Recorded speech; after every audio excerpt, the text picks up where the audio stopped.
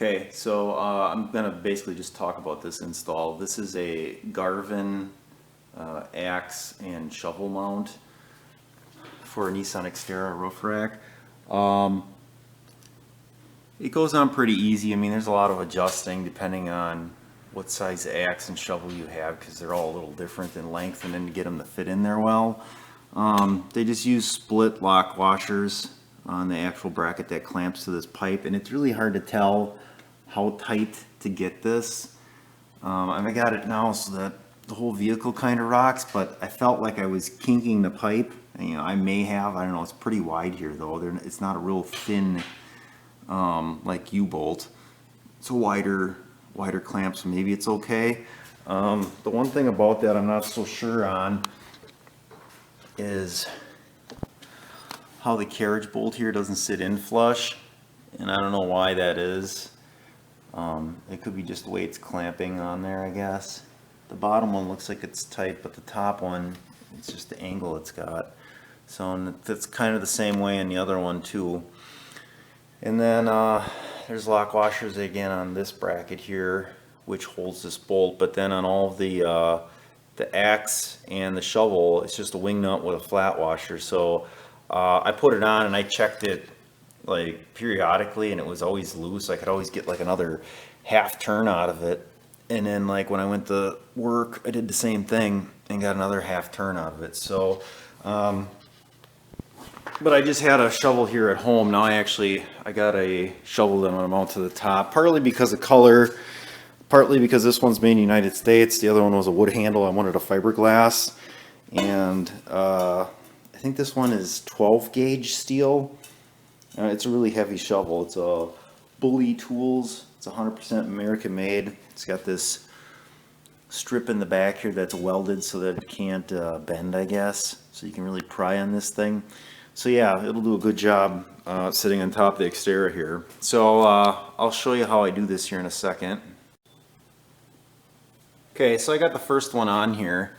I just put the back bracket on. What I did was leave a space so it's actually on the fiberglass here, not the metal.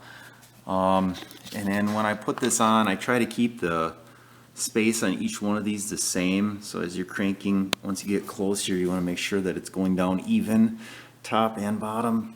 I got a little bit on that one. Oh man, that's really tight.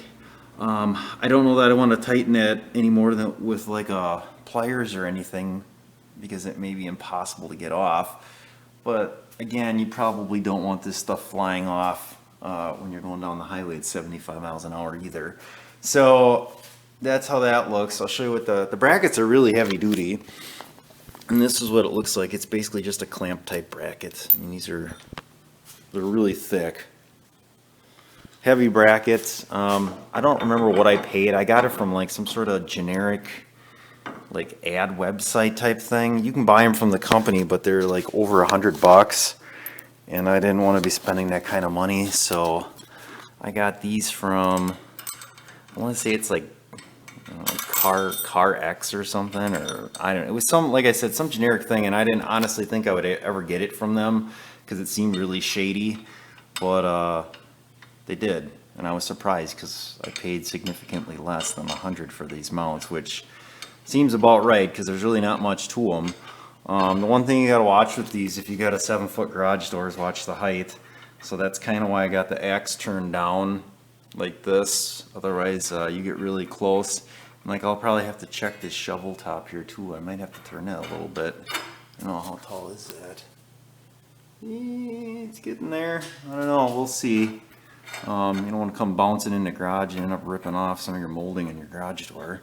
So you can see here, this one's not even touching and this one is. So what I do is kind of run this one down until I get them closer to even. And then I just go back and forth to try to keep the tension equal on each bracket here. So these, I don't think these bolts are stainless. They might be. I'm going to say no. Actually, none of this hardware looks stainless. Stainless has usually got a funny look to it. You can tell the difference between steel and stainless steel. I want to say it's more gray. This just looks like shiny steel is what it looks like. So there it is. Let's see if we can turn it now. See, so I probably have a better chance of sliding that bracket on that aluminum stair mount than I would be turning this. So that's good. It's tight, but like I said, as you go down the highway, I like to always check it. If it vibrates or whatever, wind pushing against it might loosen stuff up. These seem pretty tight. These haven't loosened at all. The lock nuts on, but the wing nut ones, see, like this one here, look at this. That one's completely loose already. So I don't know, this may be just a pain, or I may end up getting lock washers and throwing lock washers on there. The directions for this, again, were really poor. It's more of a reference, not really a direction that they gave you. I had a ton of extra washers left over, and I don't know where I could have possibly, I mean, I put a washer here. I actually got 2 washers stacked and then a lock washer on these brackets, and I still had like 4 or 5 extra washers.